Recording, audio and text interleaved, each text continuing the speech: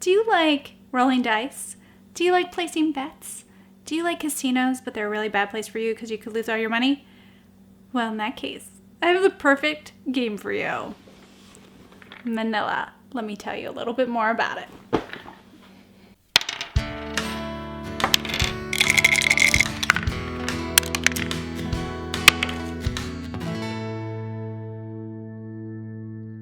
So Manila is a very exciting game about these boats that are delivering goods into a port. Now you have these different goods here. This one's jade, there's ginger, silk, and nutmeg. And the person that gets to decide what goods go into the boat is the harbor master. Every round there is a bidding session, and whoever bids the highest gets to be the harbor master that round. Once that's decided, they load up the boats and the race begins. The harbor master gets to set up the boats in a position of their choosing. So they might say, put the jade up to 5 and put these other 2. It's up to 9 spaces they get to manipulate. So they might do something like that. So that would be the setup. And then people would start placing their pawns on the boats. Say, this person is betting that the ginger's gonna win. And yeah, the ginger's gonna win, that's right. And this guy's gonna bet that the silk is gonna win. Now there's all sorts of places to spend your money and put your pawns. You don't have to go into a boat necessarily. There's also these pilot positions here, and if you put your pawn there, you will have an opportunity to manipulate the position of the boats towards the end of the race. There are pirates laying in wait, and if the boat ends on 13 and doesn't quite finish, the pirates can hijack that boat and take all the winnings for themselves. There's also these finish placements where if you put your pawn here and say one boat finishes, they're going to get 6 points. Maybe someone's going to bet, I bet 3 of the boats are going to finish. They'd earn 15 points. There's also the shipyard, where if a boat sinks, they're going to end up in the shipyard and not get to finish the race. They end up there, then that person would get 6 points. And then there's a very high-risk choice of the insurance agent. You automatically get 10 coins for taking that position. If you do, however, and someone takes one of these positions where a boat isn't going to finish, then the insurance agent has to pay whoever won that bet that a boat didn't finish out of their own money. So then you roll the dice that correspond with the color of the boats in the session.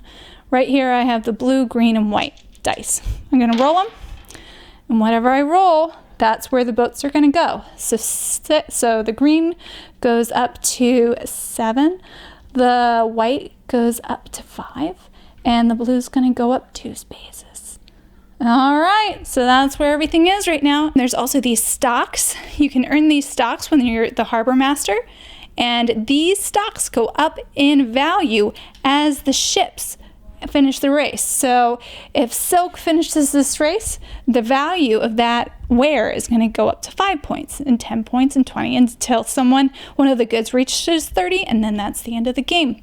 And then you figure out how much of these wares that you have, and you count up your money, and that's how you determine who wins.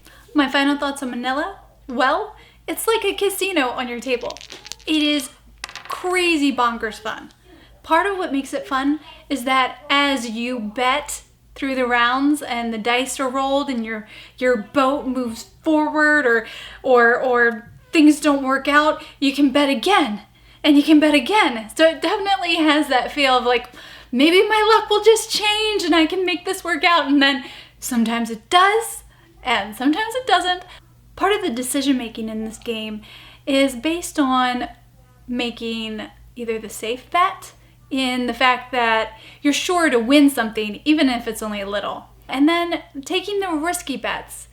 You might not win, but if you do, it may pay off and you'll win the whole game. So you're constantly playing that mind game within yourself, like, am I gonna go for it and try to win the whole game, or am I just gonna play it safe, and then maybe lose the whole game? It's so hard to know what the best way to go is. The places on the board are really tight, so like it kind of feels like, especially when you play 5-player, which is the maximum player count, it feels a little bit like a worker placement. You're like, well, I better take that spot because someone might take it and then I won't be able to do that spot. Even if it's maybe not the safest bet for you, you still like tend to take spots just because you don't want someone else to. So it has so many good elements to it, and it is just one of the funnest games I've played in a really long time. So I highly recommend Manila if you're looking for a really fun 5-player game. By the way, I'm not almost a gamer anymore. I decided to change my channel name to One Pip Wonder. So if you go to my channel and you're wondering why the name is different, it's just because I changed it. It's the same content, same videos, just new name. Thanks for watching, and I hope you guys have a great day.